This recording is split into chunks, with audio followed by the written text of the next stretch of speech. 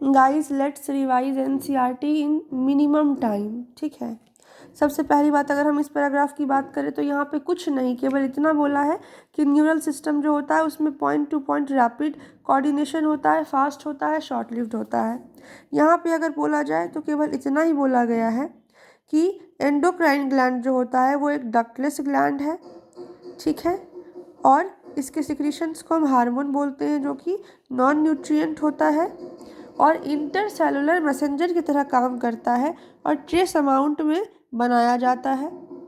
ठीक है, कुछ और भी मॉलिक्यूल्स होते हैं हार्मोन के अलावा भी जो कि सेकेंडरी मैसेंजर की तरह काम करते हैं। अगर हम इनवर्टिब्रेट में बात करें, इसमें सिंपल एंडोक्राइन सिस्टम होता है और बहुत फ्यू हार्मोन्स होता है, जबकि अगर हम बड़े बड़े एनिमल्स या वर्टिब्रेट्स की बात करें तो उसमें नंबर ऑफ केमिकल जैसे कि हार्मोन हो गया वो काम करेगा एंडोक्राइन सिस्टम की तरह।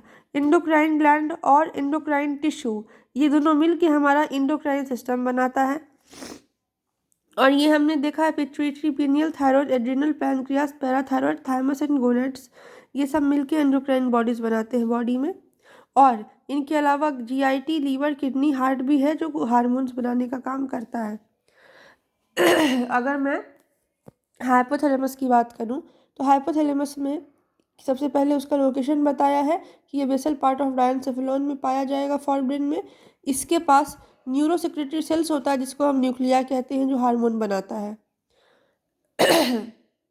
उसके अलावा अगर मैं बोलूं तो ये हार्मोन क्या करेगा, तुम्हारे पिट्यूटरी के सिंथेसिस और सिक्रीशन को रेगुलेट करेगा।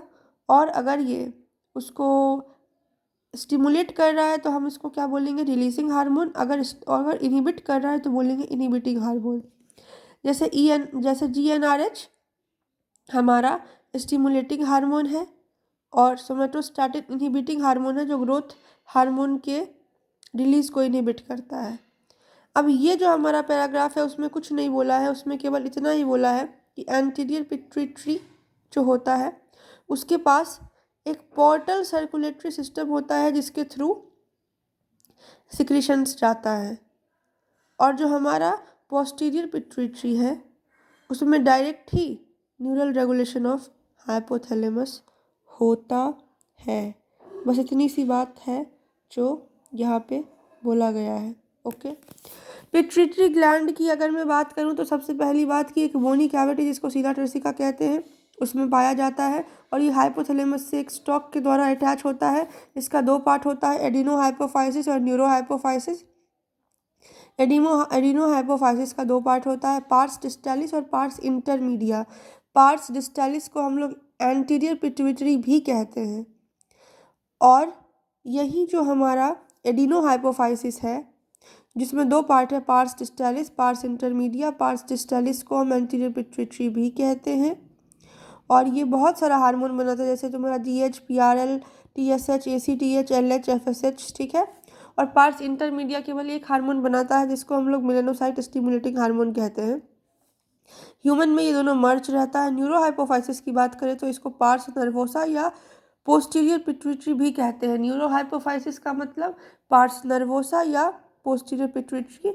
ये क्लियर रहना चाहिए कि कौन सा हाइपोफाइसिस में कौन सा नर्वोसा है और कौन सा पिट्यूटरी है। इसमें दो हार्मोन होता है, ऑक्सीटोसिन और वैसोप्रेसिन।